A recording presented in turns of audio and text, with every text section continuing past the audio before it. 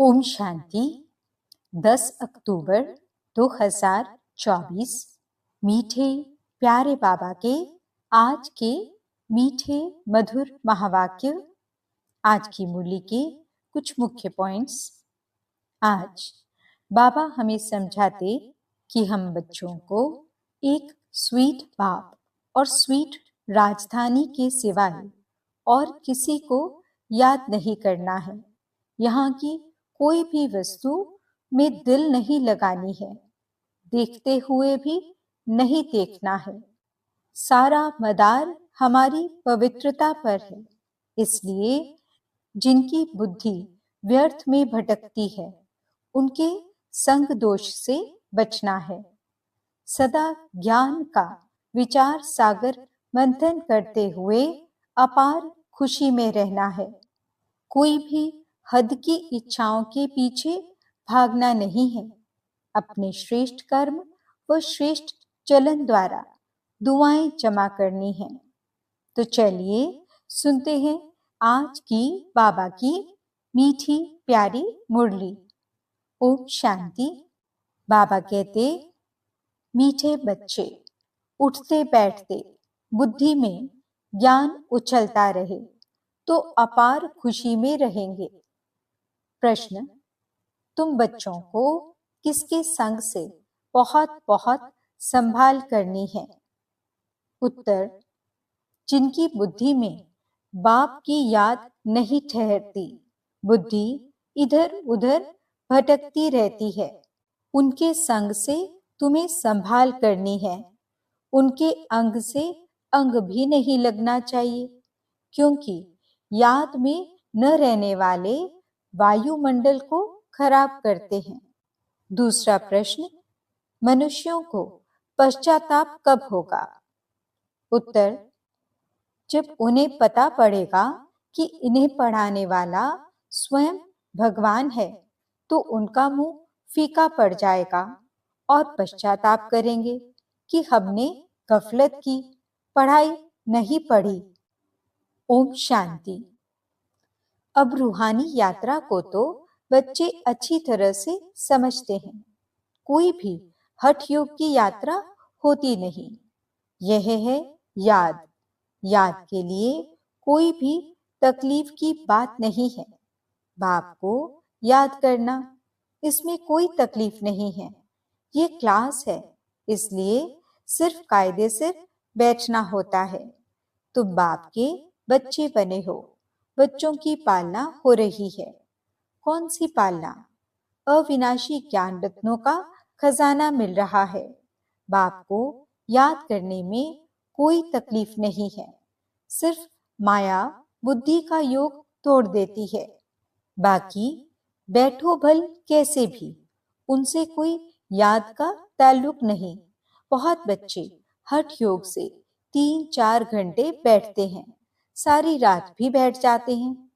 आगे तुम्हारी तो थी भट्टी, वह बात और थी।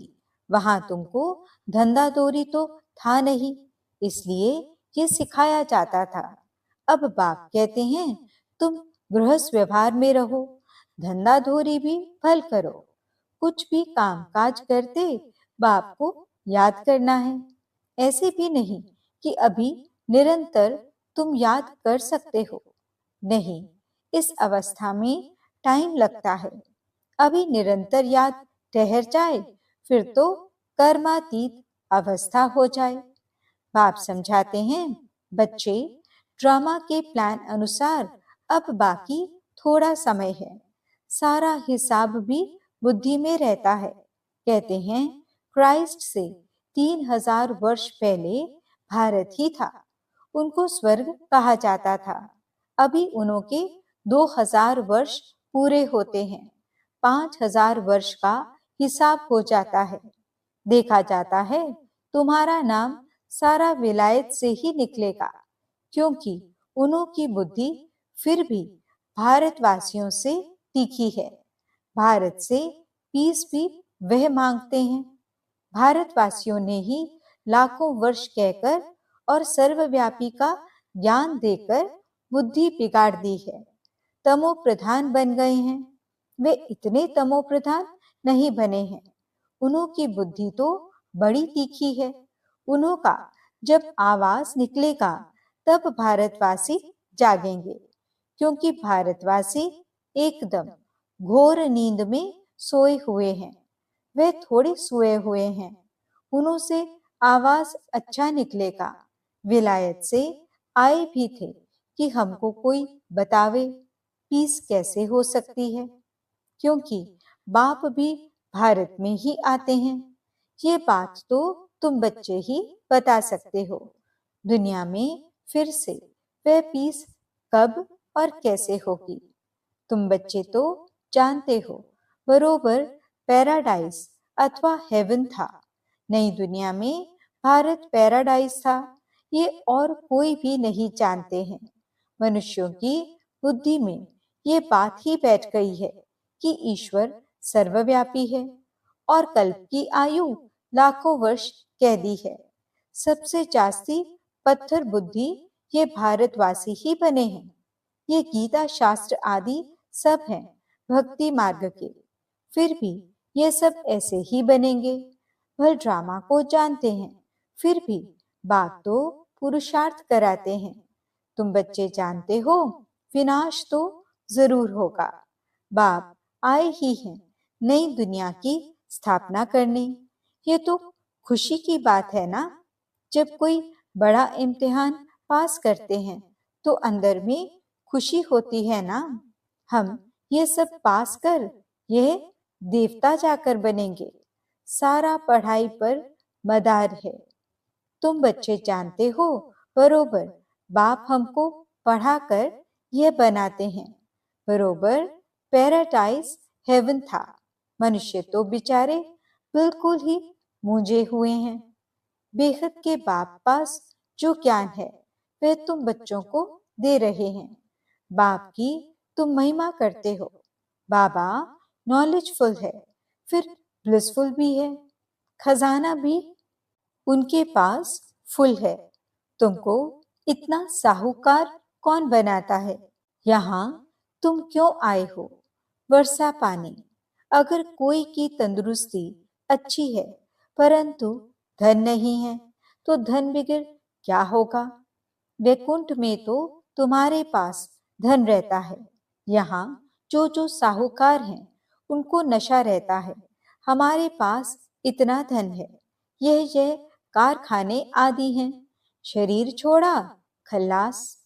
तुम तो जानते हो, हमको बाबा 21 जन्मों के लिए इतना खजाना दे देते हैं। बाप खुद तो खजाने का मालिक नहीं बनते हैं, तुम बच्चों को मालिक बनाते हैं। ये भी तुम जानते हो, विश्व में शांति तो सिवाय गॉडफादर के कोई स्थापन कर न सके। सबसे फर्स्ट क्लास चित्र है यह त्रिमूर्ति गोले का। इस चित्र में ही सारा ज्ञान भरा हुआ है। तुम्हारी ऐसी कोई वंडरफुल चीज होगी तब वे समझेंगे इसमें जरूर कोई ऐसा राज है। बच्चे कोई कोई छोटे छोटे खिलौने बनाते हैं, वे बाबा को पसंद नहीं आते। बाबा तो कहते बड़े चित्र लगाओ जो दूर से कोई पढ़कर समझ सके। मनुष्य अटेंशन बड़ी चीज पर देंगे। इसमें क्लियर दिखाया हुआ है। उस तरफ है कलयुग, इस तरफ है सतयुग। बड़े बड़े चित्र होंगे तो मनुष्यों का अटेंशन खींचेगा। टूरिस्ट भी देखेंगे, समझेंगे भी वे अच्छी तरह से। ये भी जानते हैं क्राइस्ट से 3000 वर्ष पहले स्वर्ग था। बाहर तो ऐसे नहीं जानते। 5000 वर्ष का हिसाब तुम क्लियर समझाते हो तो ये इतना बड़ा बनाना चाहिए जो दूर से देख सकें और अक्षर भी पढ़ें, जिससे समझें कि दुनिया की अंत तो बरोबर है। बॉम्ब्स तो तैयार होते रहते हैं, नेचुरल कैलामिटीज भी होंगी। तुम विनाश का नाम सुनते हो तो अंदर में खुशी बहुत होनी चाहिए, परंतु ज्ञान ही नहीं होगा तो खुश भी हो न सके। बाप कहते हैं देह सहित सब कुछ छोड़ अपने को आत्मा समझो। अपनी आत्मा का योग मुझ बाप के साथ लगाओ। यह है मेहनत की बात। पावन बनकर ही पावन दुनिया में आना है। तुम समझते हो हम ही बादशाही लेते हैं फिर कमाते हैं। यह तो बहुत सहज है। उठते बैठते चलते अंदर में टपकना चाहिए। जैसे बाबा के पास ज्ञान है ना, बाप आए ही हैं पढ़ाकर देवता बनाने। तो इतनी अथाह खुशी बच्चों को रहनी चाहिए ना। अपने से पूछो, इतनी अथाह खुशी है? बाप को इतना याद करते हैं। चक्र की भी सारी नॉलेज बुद्धि में है, तो इतनी खुशी रहनी चाहिए। बाप कहते हैं मुझे याद करो और बिल्कुल खुशी में रहो। तुमको पढ़ाने वाला देखो कौन है। जब सबको मालूम पड़ेगा तो सबका मुंह ही फीका हो जाएगा। परंतु अभी उनके समझने में थोड़ी देरी है। अभी देवता धर्म के इतने मेंबर्स तो बने नहीं हैं। सारी राजाई स्थापन हुई नहीं है। कितने ढेर मनुष्यों को बाप का पैगाम देना है। बेहद का बाप फिर से हमको स्वर्ग की बादशाही दे रहे हैं। तुम भी उस बाप को याद करो। बेहद का बाप तो जरूर बेहद का सुख देंगे ना। बच्चों के अंदर में तो अथाह ज्ञान की खुशी होनी चाहिए। और जितना बाप को याद करते रहेंगे तो आत्मा पवित्र बनती जाएगी। ड्रामा के प्लान अनुसार तुम बच्चे जितना सर्विस कर प्रजा बनाते हो, तो जिनका कल्याण होता है उन्हों की फिर आशीर्वाद भी मिल जाती है। गरीबों की सर्विस करते हो, निमंत्रण देते रहो। ट्रेन में भी तुम बहुत सर्विस कर सकते हो। इतने छोटे बैच में ही कितनी नॉलेज भरी हुई है। सारी पढ़ाई का तंत्र इसमें है। बैजेस तो बहुत अच्छे अच्छे ढेर बनाने चाहिए, जो किसको सौगात भी दे सकें। कोई को भी समझाना तो बहुत सहज है। सिर्फ शिव बाबा को याद करो। शिव बाबा से ही वर्षा मिलता है, तो बाप और बाप का वर्षा स्वर्ग की बादशाही कृष्णपुरी को याद करो। मनुष्यों की मत तो कितनी मूंजी हुई है, कुछ भी समझते नहीं हैं। विकार के लिए कितना तंग करते हैं, काम के पिछाड़ी कितना मरते हैं। कोई बात ही समझते नहीं। सबकी बुद्धि बिल्कुल चट हो गई है। बाप को जानते ही नहीं। ये भी ड्रामा में नोंद है। सबकी मेंटल खलास हो गई है, यानी मानसिक शक्ति खत्म हो गई है। बाप कहते हैं बच्चों, तुम पवित्र बनो तो ऐसे स्वर्ग के मालिक बन जाएंगे। परंतु समझते ही नहीं। आत्मा की ताकत सारी निकल गई है। कितना समझाते हैं, फिर भी पुरुषार्थ करना और कराना है। पुरुषार्थ में थकना नहीं है। हार्ट फेल भी नहीं होना है। इतनी मेहनत की, भाषण से एक भी नहीं निकला। लेकिन तुमने जो सुनाया, उसे जिसने भी सुना उस पर छाप तो लग गई। पिछाड़ी में सब जानेंगे जरूर। तुम बीके की अथाह महिमा निकलने वाली है। परंतु एक्टिविटी देखते हैं तो जैसे एकदम बेसमझी की। कोई रिकॉर्ड ही नहीं, पूरी पहचान नहीं। बुद्धि बाहर भटकती रहती है। बाप को याद करें तो मदद भी मिले। बाप को याद करते नहीं तो गोया वे पतित हैं। तुम बनते हो पावन।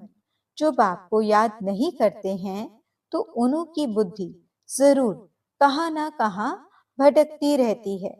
तो उनके साथ अंग से अंग नहीं मिलना चाहिए, क्योंकि याद में न रहने के कारण वे वायुमंडल को खराब कर देते हैं। पवित्र और अपवित्र इकट्ठे हो न सके, इसलिए बाप पुरानी सृष्टि को खलास कर देते हैं। दिन प्रतिदिन कायदे भी सख्त निकलते जाएंगे। बाप को याद नहीं करते हैं तो फायदे के बदले और ही नुकसान करते हैं। पवित्रता का सारा मदार याद पर है। एक जगह बैठने की बात नहीं है। यहाँ इकट्ठा बैठने से तो अलग अलग पहाड़ी पर जाकर बैठें, वे अच्छा है। जो याद नहीं करते हैं वह हैं पतित। उनका तो संग भी नहीं करना चाहिए। चलन से भी मालूम पड़ता है। याद बगैर पावन तो बन न सके। हर एक के ऊपर पापों का बोझा बहुत है, जन्म जन्मांतर का। वे बिगड़ याद की यात्रा निकले कैसे? वे गोया पतित ही हैं। बाप कहते हैं, मैं तुम बच्चों के लिए सारी पतित दुनिया को खलास कर देता हूँ। उनका संग भी न हो, परंतु इतनी भी बुद्धि नहीं कि किसके साथ संग करना चाहिए। तुम्हारा प्यार पावन का पावन के साथ होना चाहिए, ये भी बुद्धि चाहिए ना। स्वीट बाप और स्वीट राजधानी के सिवाय और कोई याद न आए, इतना सब त्याग करना कोई मासी का घर नहीं है। बाप को तो बच्चों पर अथाह प्यार है। बच्चे पावन बन जाओ तो तुम पावन दुनिया के मालिक बन जाएंगे। हम तुम्हारे लिए पावन दुनिया की स्थापना कर रहे हैं। इस पतित दुनिया को बिल्कुल खलास करा देते हैं। यहाँ इस पतित दुनिया में हर चीज तुमको दुख देती है। आयु भी कमती होती जाती है। इनको कहा जाता है वर्थ नॉट अ पेनी। कौड़ी और हीरे में फर्क तो होता है ना। तो तुम बच्चों को कितनी खुशी होनी चाहिए। गाया भी जाता है, सच तो बीठो नच। तुम सतयुग में खुशी में डांस करते हो। यहाँ की कोई भी वस्तु से दिल नहीं लगानी है। इनको तो देखते हुए देखना नहीं है। आंखें खुली होते हुए भी जैसे कि नींद हो, परंतु वह हिम्मत, वह अवस्था चाहिए। ये तो निश्चय है कि ये पुरानी दुनिया होगी ही नहीं। इतना खुशी का पारा चढ़ा रहना चाहिए। चुटकी काटनी चाहिए। अरे, हम शिव बाबा को याद करेंगे तो विश्व की बादशाही मिलेगी। हठ योग से भी बैठना नहीं है। खाते पीते काम करते बाप को याद करो। ये भी जानते हो राजधानी स्थापन हो रही है। बाप थोड़े ही कहेंगे दासी बने। बाप तो कहेंगे पुरुषार्थ करो पावन बनने का। बाप पावन बनाने का पुरुषार्थ कराते हैं, तुम फिर पतित बनते हो। कितने झूठ पाप करते हो। हमेशा शिव बाबा को याद करो तो पाप सब स्वाहा हो जाएं। ये बाबा का यज्ञ है ना, बड़ा भारी यज्ञ है। वह लोग यज्ञ रचते हैं, लाखों रुपया खर्च करते हैं। यहाँ तो तुम जानते हो सारी दुनिया इसमें स्वाहा हो जानी है। बाहर से आवाज होगा, भारत में भी फैलेगा। एक तो बाप के साथ बुद्धि का योग हो तो पाप कटे और फिर ऊंच पद भी मिले। बाप का तो फर्ज है बच्चों को पुरुषार्थ कराना। लौकिक बाप तो बच्चों की सेवा करते हैं, सेवा लेते भी हैं। ये बाप तो कहते हैं, मैं तुम बच्चों को 21 जन्मों का वर्षा देता हूँ। तो ऐसे बाप को याद जरूर करना है जिससे पाप कट जाएं। बाकी पानी से थोड़े ही पाप कटते हैं। पानी तो जहां तहां है। विलायत में भी नदियां हैं, तो क्या यहाँ की नदियां पावन बनाने वाली, विलायत की नदियां पतित बनाने वाली हैं क्या? कुछ भी मनुष्यों में समझ नहीं है। बाप को तो तरस पड़ता है ना। बाप समझाते हैं, बच्चे गफलत मत करो। बाप इतना गुलगुल बनाते हैं तो मेहनत करनी चाहिए ना। अपने पर रहम करना है। अच्छा, मीठे मीठे सिकिलदे बच्चों प्रति माता पिता बाप दादा का याद प्यार और गुड मॉर्निंग। रूहानी बाप की रूहानी बच्चों को नमस्ते। हम रूहानी बच्चों की रूहानी बाप दादा को दिल व चांद सिकवा प्रेम से, नमस्ते नमस्ते नमस्ते जी। गुड मॉर्निंग बाबा। शुक्रिया बाबा। धारणा के लिए मुख्य सार। पहला पॉइंट, यहाँ की कोई भी वस्तु में दिल नहीं लगानी है, देखते हुए भी नहीं देखना है। आंखें खुली होते भी जैसे नींद का नशा रहता, ऐसे खुशी का नशा चढ़ा हुआ हो। दूसरा पॉइंट, सारा मदार पवित्रता पर है, इसलिए संभाल करनी है कि पतित के अंग से अंग न लगे। स्वीट बाग और स्वीट राजधानी के सिवाय और कोई याद न आए। वरदान, हद की इच्छाओं को छोड़, अच्छा बनने वाले इच्छा मात्रम अविद्या भव। मन में कोई भी हद की इच्छा होगी तो अच्छा बनने नहीं देगी। जैसे धूप में चलते हो तो परछाई आगे जाती है, उसको अगर पकड़ने की कोशिश करो तो पकड़ नहीं सकते। पीठ करके आ जाओ तो परछाई पीछे पीछे आएगी। ऐसे ही इच्छा आकर्षित कर रुलाने वाली है, उसे छोड़ दो तो वह पीछे पीछे आएगी। मांगने वाला कभी भी संपन्न नहीं बन सकता। कोई भी हद की इच्छाओं के पीछे भागना ऐसे है जैसे मृग तृष्णा। इससे सदा बचकर रहो तो इच्छा मात्रम अविद्या बन जाएंगे। स्लोगन, अपने श्रेष्ठ कर्म व श्रेष्ठ चलन द्वारा दुआएं जमा कर लो तो पहाड़ जैसी बात भी रुई के समान अनुभव होगी। ओम शांति। आज के अव्यक्त इशारे। पुराने संस्कार तो मोटी चीज हैं, अब पुराने संकल्प भी खत्म होने चाहिए। पुराने संस्कार उत्पन्न होने का कारण है विस्मृति। अपनी विस्मृति के कारण व्यर्थ बातें सहज को मुश्किल बना देती हैं। कोई न कोई संस्कारों में अगर ये देह का वस्त्र चिपका हुआ है, अर्थात तंग टाइट है, तो उतर नहीं सकता। जब सभी संस्कारों से न्यारे हो जाएंगे तो फिर अवस्था भी न्यारी प्यारी फरिश्ता समान हो जाएगी। ओम शांति।